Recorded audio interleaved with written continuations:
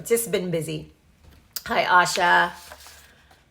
Yay! Okay, so we're gonna get started. Okay, so I have so much to share, you guys. I think for today, I'm just gonna talk about autism therapeutic approaches or mindset, just from the clinician point of view. And next Monday, we're going to talk about from the parents' point of view. But if your parents, stay here, because I think what I'm sharing would be useful for you guys as well. Okay.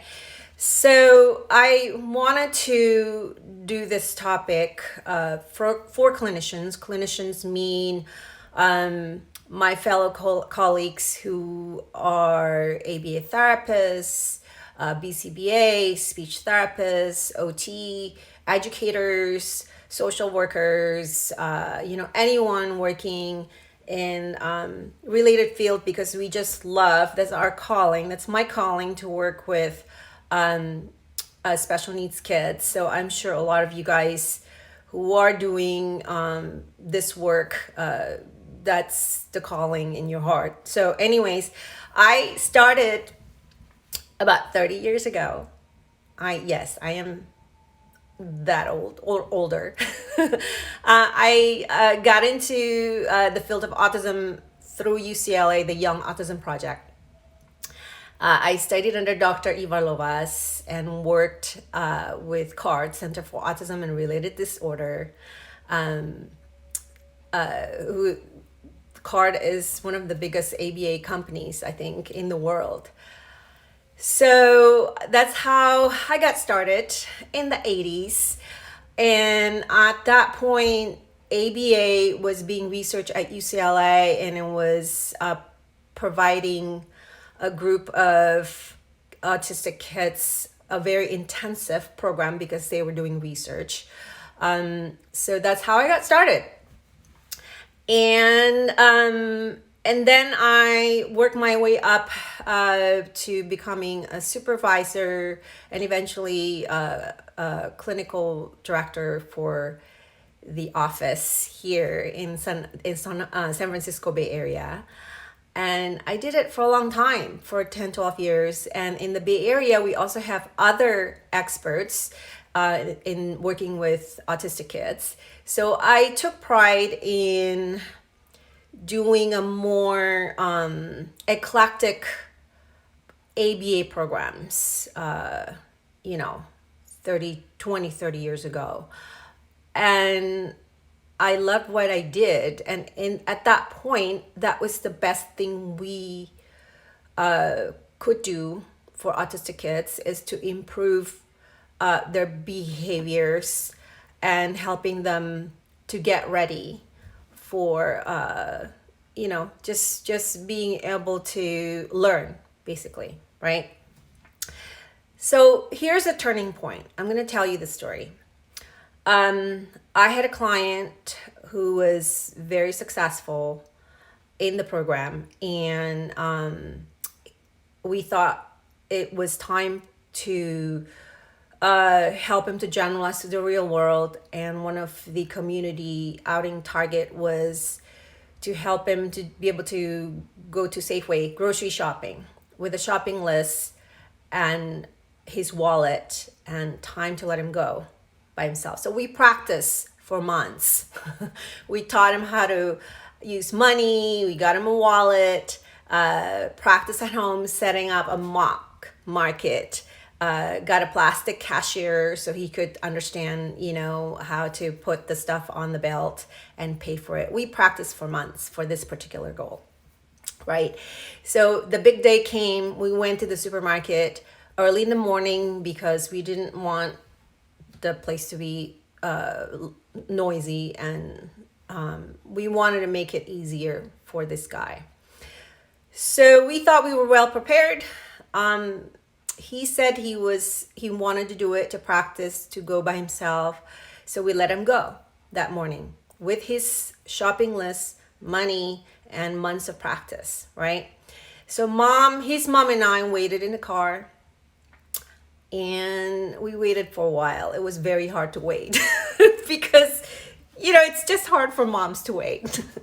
um, so he didn't come up for about 20 minutes, and finally we decided, okay, we have to go see what's going on. We went inside Safeway, and we found him with these grocery items standing in front of an empty checker. There was nobody there to help him, and it was because it was early in the morning. um, no one noticed him waiting there, right? So that was an aha moment for me, a turning point, if you want to call it. I was thinking, it's just impossible to do task analysis, to break things down, to think of every possible problems in this world, to prepare my clients, to prepare parents that I work with, to be able to somehow help these very capable young people to go out there independently. So I just felt like there was something missing. What was it? I didn't know exactly what it was. But then that was the point that I started looking at other types of approaches, certification training. And at that point, Relationship Development Intervention, RDI, just started their certification training. So you guys can learn about it more. RDI is more of a relationship-based family training and supervision model. So there is some overlap with Floor Time and also the Sunrise, in that we really, the first piece was for parents to reconnect with their child and get to the child's level and really build that mutual engagement, building the trust, initial trust, right? Building connection. So I got certified in that, and I never looked back. Okay. So that was my aha moment, and the reason why I looked into something different, because I found out that even through repetitions and practice, doing visual-based training, just what was available then, I still couldn't figure out how to empower my most successful clients to be able to just problem solve, generalize, be able to use what they've learned social communication wise, and just to connect with others. So that's why I looked into a different type of training program. Okay. So now I want to talk about best practices. If you're a clinician, there are a lot of clinicians here. I'm so glad you're here today. So best practices, if you're a clinician and you're here and you love what you do, how do you know you love what you do? Is it the right thing for you? Working with kids, has always been my thing. That's always the best part of the day. I love sitting on the floor. I love getting my clients to smile. I can't stop thinking about them. That's how you know if this is the right calling for you, right? For people who are here, it's like your clients are your kids. That's how I feel, right? The best practices for clinician. Number one, learn about you. We are in the service of helping people who need a lot of help.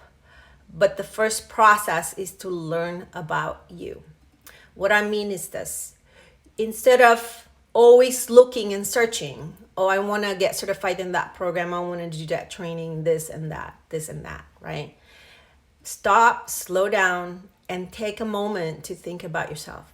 What kind of a person I am, what kind of personality I have, and this applies for parents too, right? So if you're a big talker like me, I like to talk, as you can see, the pace of communication is often too fast.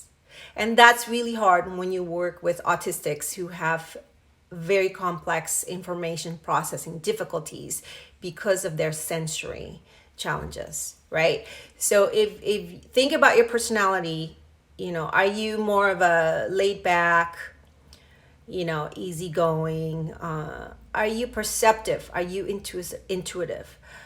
in the 80s, I thought I was the hot shot. I knew everything as a clinician. I can like do this, write things down, write a program down, tell people what to do. I was very bossy. I can tell you that. Very bossy. And I would be very upset if things didn't go my way. That was the old me, right? But through the RDI training, I really learned that yes, you need patience, but patience comes from us first, right? Empathy, yes. So think about yourself first. So that's the first step, is to look inward and really figure out what can I do to help my work, the quality of my work, become better, right? So learn about yourself first and work on it. And it could be self-care. So when I was working for the clinic, I was working in the office like from 8 to 7 easily, right? Long hours. That made me so miserable, you guys. So when you are a successful clinician and you work in an office, you're smart, you're very well trained, you have a ton of people on your waiting list. It's not enough. If you love what you do, you have to go out there and share, right? You have to figure out how to empower parents to be able to implement what you think is appropriate for the client. You have to empower the parents, right? So there are a lot of other stuff that comes with empowering parents and working with parents. So learn about yourself first. Number 2, always learn. Don't be afraid to say, oh, I'm sorry, I don't know that. That's not my area of expertise. Let me get back to you. Always have an open mind, right? Nobody's perfect, okay? Figure out ways that you can connect with the families. You love working with kids, that's great. They come to your office, you get half an hour, you get 2 hours to work with them. If your practice is clinic-based, that's great. But the parents come with the picture, right? So we love working with the kids. We work with them in a controlled environment, but it doesn't mean anything if their families, their teachers do not see the hard work that we think we're doing, right? There's something missing there. So in order to figure that out, we have to be the detective. We have to communicate with the parents. So the small chats, you guys, when parents come with their loved ones to the clinic, to your therapy place, the small chats, the time you take to just check in with them, that's really important. That's about relationship building, right? I think that if parents pay me and I think of it, well, I just work with the kid in and out, I'm done. Here's the homework, I write it down. That is not good enough. That is not good enough. Yes, exactly. It has to be, everything starts with a relationship, right? So the small chats, meaning that you ask, so how was your vacation? I can't hear about this, what did you do this weekend? The small chats, it's really, really helpful to help the parents feel like they're connected. They trust you as the person that they choose to make a difference in their child's life, right? So think about that. We need to be present. We need to be present, to be in the moment with the client. So if you work one-on-one, and for a lot of us, especially today, we're not just therapists, we're also a mom, a dad, we're juggling so many things, right? So self-care. So if you're a clinician, you're feeling exhausted, understandably, you need to take care of yourself, right? Do something that you love. You just remove yourself and do that once a day. And even if it's 30 minutes, it's important to do that, right?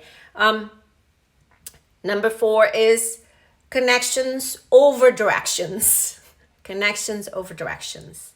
Our job as a clinician is not to give parents checklists, right? We're doing a disservice to our client if we think, well, this is your homework, 1, 2, 3, do that, and that's it, ends there. No, right? Connections mean you figure out based on what the parents feel comfortable doing.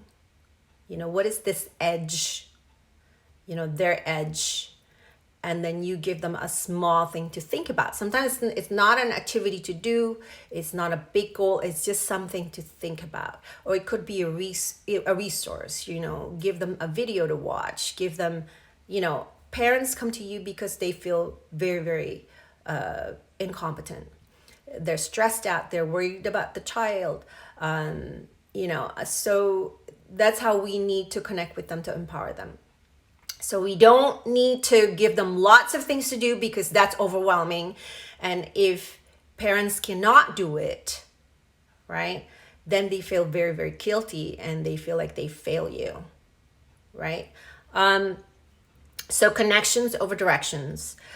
And number 5, we got to have mutual respect. Somebody mentioned about mutual respect. So mutual respect towards the client, and also, hi, welcome. Mutual respect for the client, your little ones, your little clients, and also mutual respect to the parents, right? So when I was early in my professional career working with autistics and their families, I felt like, okay, I was the one with the knowledge. People come to me, people pay me to do these services. And I was so wrong, because then I couldn't make a big impact. Everything was just within this room, within this binder full of written programs and this box of materials, that was it. It was very specific. It didn't go anywhere, right? That's not how we can empower our little guys, empower their parents. That's not how it works, right? We're a team. No one is above or below. We're a team. That's very, very important. That's always the mindset. It doesn't matter if you're at the level of a junior therapist or a senior therapist or clinic supervisor. That's the mindset that I have to do after 30 years, right? So we have to have that mutual respect, meaning that we listen to parents. When parents tell us something's off, something's not working out, we listen to them instead of saying, well, did you do what I told you to do last week, right? That's not a good feeling for parents, because parents work very, very hard, and the little kids work even the hardest. They don't even have childhood. They have to come to you to do therapy. They have a constant stream of people coming to their house to do therapy. There is no childhood. We are part of their childhood. So if we don't know how to connect with them, make things fun and meaningful, enjoyable, without the connections, they're not going to love to learn. Certainly not learning from us, right? So think about that. So listen to parents with your little clients. How do we know when they respect us? Because then our goals, our therapeutic goals, just happens naturally. You don't have to teach every single little thing, right? It's just you're just naturally playing and making things happen and showing your clients how to explore the world, doing whatever, right? So how do we take data? That's the other thing. So I know a lot of people here are doing behavioral interventions, and it's very data driven, right? So videotape yourself, right? So it doesn't have to be anyone knowing, but I think bringing a little tripod and using your phone to videotape your engagement with a client, that's really helpful, because then you can see how quickly you talk, right? And talking fast, it's not communication, right? Are you observing your client?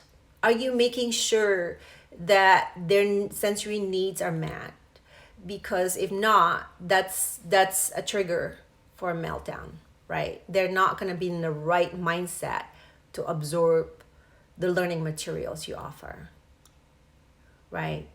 Hi, welcome. So okay, so going back, okay, so number 6 is guiding over instructing. Big difference. What is the big difference? You know, learning to be guide is much harder, because that means you have to know yourself and you have to know the best part of yourself. This applies for parents too, right?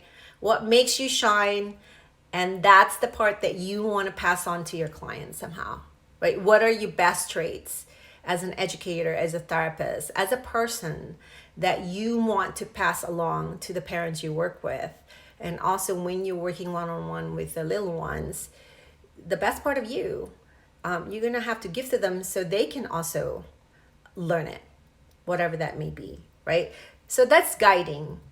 Instructing is very, very short-lived because it's specific to the materials, it's specific to the SD or the stimulus you present, you know, pictures, certain type of questions, certain type of context, table, chair.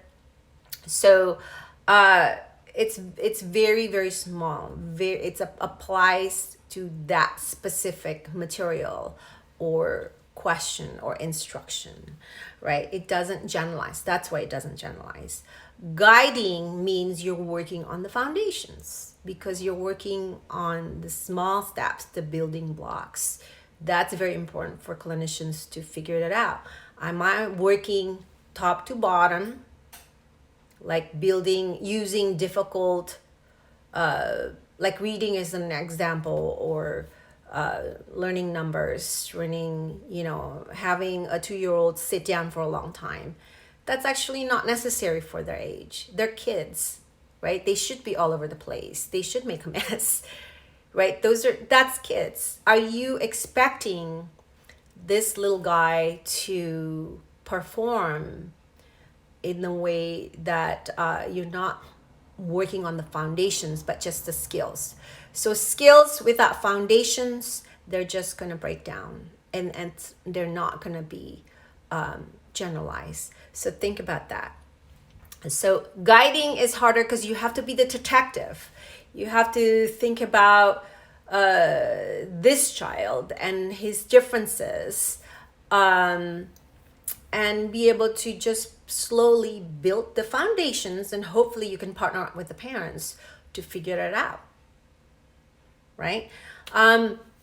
So guiding versus instructing. So the other analogy would be, you want to help your clients become the master. You want to help them grow to be the head chef, not the dishwasher, right? Because to teach a dishwasher, it's the type of job that you could just use instructions.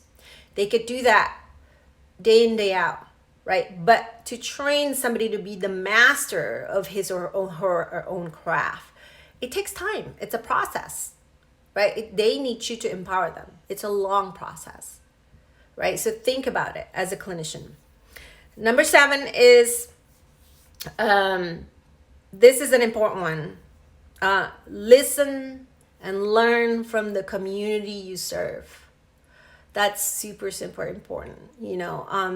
Today we have wonderful autistic adults working as advocates. You can find them on Facebook groups. I'm going to give you some of my favorites. So if you are a clinician working with neurodiverse young people, it's very important that you learn from the community that you serve, right? So if you're working with autistic kids, you join the adult-led Facebook group. Ask questions, right? So the autistic adults are very, very sensitive to ABA. They are very well versed. They have experiences going through ABA programs. Why do I talk about ABA? Because I know a lot about ABA, and choose to leave it behind. And that's my personal decision. I'm not telling anyone, but there's so many different ways to work and empower neurodiverse people, right? Just keep learning. Okay, so the Great Parent Facebook groups. So I like, if your parents here, and also clinicians, Nurturing Neurodiversity is a parent Facebook, on Facebook. Let's talk about Facebook. So Nurturing Neurodiversity, that's great.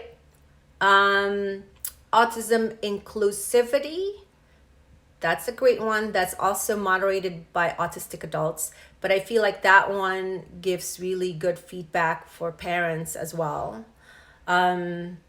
There's another group called Asperger's, with an Asperger's.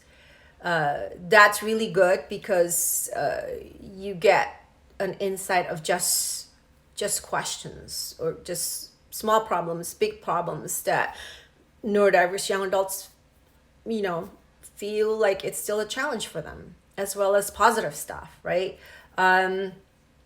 Yes, thank you. So Nurturing Neurodiversity also has great YouTube videos. Kay, as the owner and moderator, you want to check out their YouTube videos.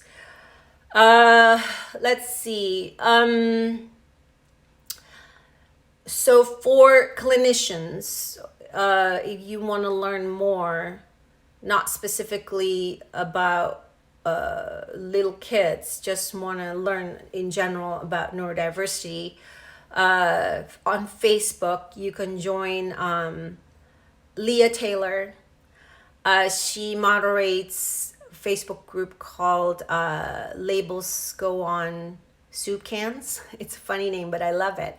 She's awesome. So she's autistic. She's also a mom of 2 neurodiverse kids. And she does a lot of live, like every so often, and I love it. So that's great to join. Let me see. Reframing Autism is another Facebook group. That's a great one. I just give you the ones that I enjoy because it's super positive.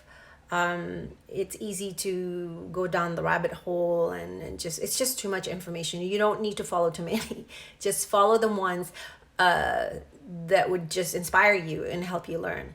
Okay, so if you work with AAC devices, so for speech therapists and also for ABA clinicians here, there's one called I Am an AAC User. That's a wonderful one because I'm still learning about AACs and how that looks like in the application as a way to connect with people as a neurodiverse adult, right? So we use AAC with young kids, but it's a bit trickier for like older kids.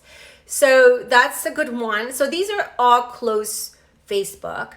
You're here and you're using Instagram. Oh, one more. Melanie's the autistic grandma. How can I forget? Melanie's probably here. So she's awesome. She does a lot of some videos, great videos. She has a great garden, sensory friendly garden. So I'm hoping for her to give us a tour at some point. So the autistic grandma, yay! Melanie, you're so awesome. I love reading about your stuff.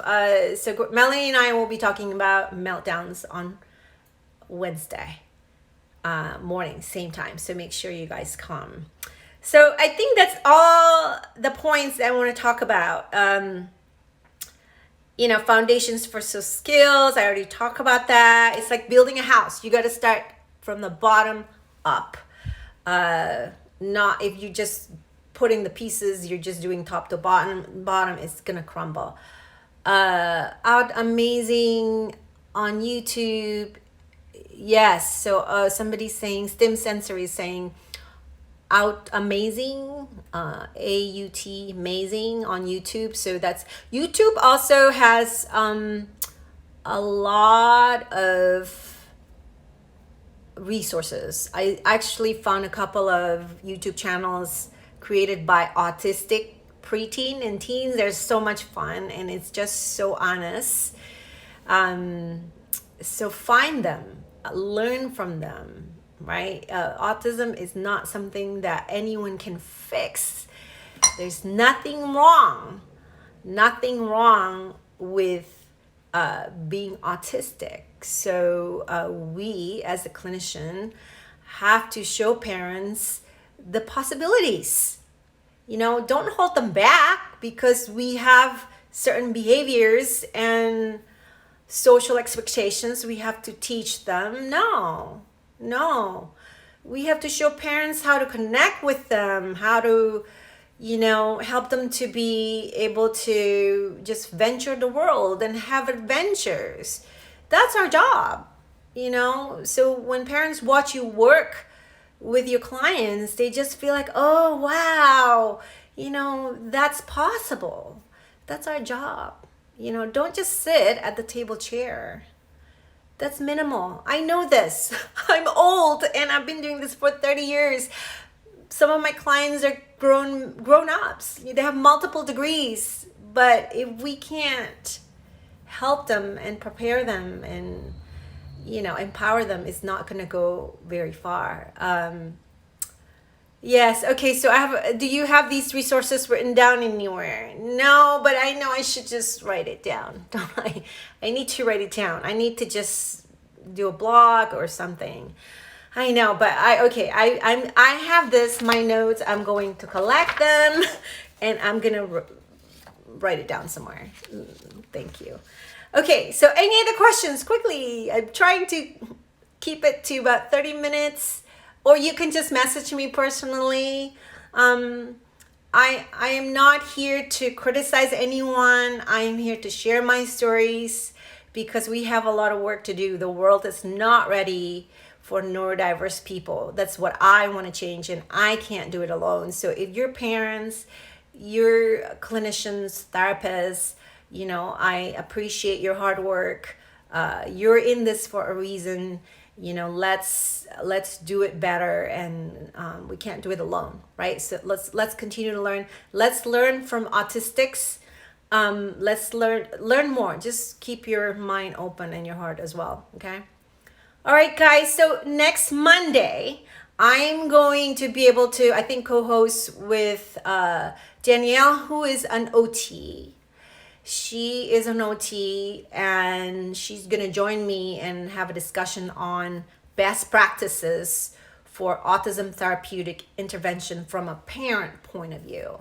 So for the parents who are thinking, well, am I missing anything? Should I do more? Should I do less? What is good? What is not good? How to take my child's lead to figure out, a good team that can help you with the co-occurring conditions. So that's next Monday with Danielle. So I will send a reminder and post her. Okay, guys, thank you. Thank you for listening. Bye. Have a good day.